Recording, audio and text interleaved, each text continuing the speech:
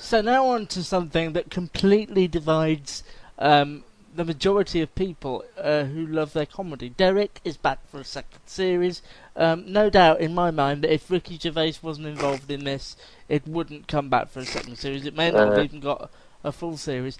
I didn't really like Life Too Short, but this I really don't like at all. What do you think? I've read your article on the website, and I think I agree with most of it. I mean, one of the things about this series I think is going to struggle even more is Cole Pilkington's exit in the first episode as Dougie the Handyman. I think that some of it sort of works. I mean, I really like Carrie Godlyman, her character, and the other young girl who works in the home. I think those two sort of ring true, but it just comes back again to the fact that Ricky Gervais is playing a character who has got learning difficulties. And I really don't think that he should be in it. I think he should be behind the scenes writing it, because there are some interesting moments, and he has based it on, you know, experiences of family members who work in care homes. But I just think you're instantly drawn to Ricky Gervais, who we've known as David Brent and other, you know, Andy and extras, as this very simple man who's obviously got something wrong with him.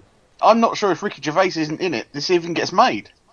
Well, if he's got his name attached to it, though, is what I'm saying. If he wrote it and directed it, and as Luke said at the start, it divides people who like their comedy. Well, that's what anybody who likes their comedy, I don't think I laughed once in this. No, I genuinely didn't. And the other thing is, that, he always says he's doing it interestingly because you don't see elderly and the care community on television much, certainly not in the world of comedy. But the problem is they're sort of pushed it's not to the a particularly background. hilarious situation. Did you not see Waiting for God?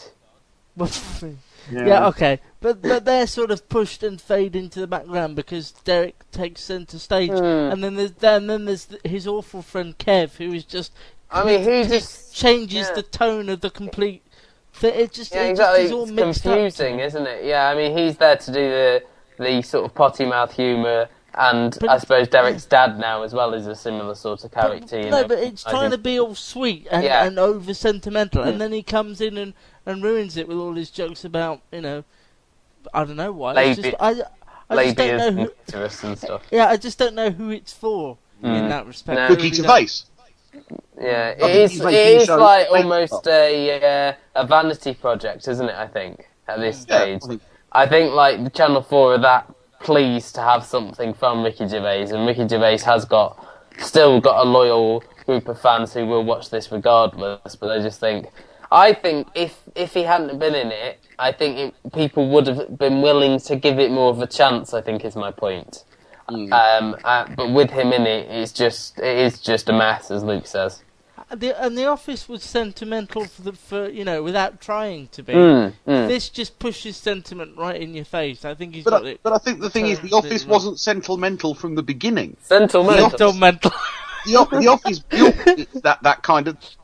They made you want to see what the characters did next.